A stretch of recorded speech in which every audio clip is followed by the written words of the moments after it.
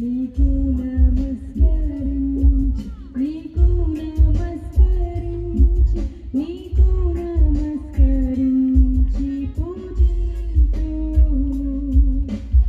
ఓ గీతలారా ఉత్సాహించి పాడి రక్షకుండైన యేసుని స్తుతించుడి పాదపరుండ నీకు స్తోత్రమండి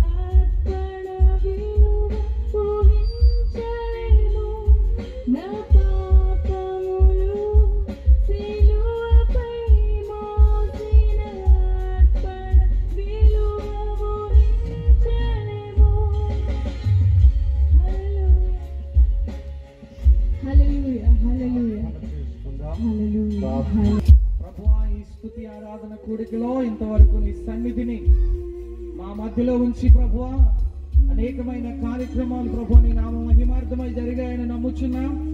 ప్రభువా నీ దాసులు ఇప్పుడు వాక్యం ఎత్తబోతూ ఉండగా ప్రతి వారి హృదయమును నీ వాక్యం అనేటువంటి ప్రభువా పాల వలన ప్రభు తృప్తి పొంది ఆనందించుటకు, ప్రభు ఆశీర్వదింపబడుటకు, క్షేమము కలగడానికి, లేక ప్రభువా నీ వాక్యములో సెలవిచ్చినట్లుగా ఇదిగో ప్రజలందరికీ కలగబోవు మహా సంతోషకరమైన సువర్తమానము నేను నీకు తెలియజేస్తున్నానని దూత సెలవిచ్చినట్లుగా ప్రభు ఆ శుభవర్తమానం ఏమిటో ఎరిగిన వారు ప్రభు ఈ రోజు నీ వాక్యము చేత ఎరిగిన వారై నిన్ను నమ్మి విశ్వసించి నీ రాజ్య వ్యాప్తి కొరకు సిద్ధపరచమని ప్రార్థన చేస్తున్నాను. ఈ దాసులు నిలబెట్టండి, మాట్లాడండి, మహిమను పొందండి. యేసు పరిశుద్ధ నామమున ప్రార్థించి అడిగి పొంది ఉన్నాము మా పరమ తండ్రి. ఆమేన్. అందరూ కూర్చుందాం. ఈ యొక్క మధ్య సమయంలో వాస్తవానికి అయ్యగారికి 12 గంటలకి టైం ఇస్తాము అని వారికి చెప్పడం జరిగింది. 40 నిమిషాల సమయం దొంగిలించాలి ఇంచుమించుగా మనం. అయ్యగారిని క్షమించమని కోరుతా ఉన్నాను. ఎందుకంటే మన జున్నూరు పరిచయలకు ఉన్న పేరు కొంచెం దెబ్బతినేసింది రకంగా చెప్పాలంటే. మనం సమయం పాటిస్తాం అనేది ఇంతవరకు ఉండేది, కానీ తగలకొచ్చం వలన మరి ఎందుకు జరిగింది ఇదే చివరిది అనుకుంటున్నాను. నేను టైం పాటించడము ఫెయిల్ అవడంలో ఇదే చివరిది అనుకుంటున్నాను. దానికి నేనొక్కనే కాదు, మీరందరూ భాగస్వాములు కాబట్టి ప్రసంగం అయ్యే వరకు ఎవరు లేవకూడదు, ఎవరు భోజనాలు పెట్టకూడదు, భోజనాలకు వెళ్ళకూడదు. కాబట్టి ఈ విషయాన్ని మీరు గమనించండి.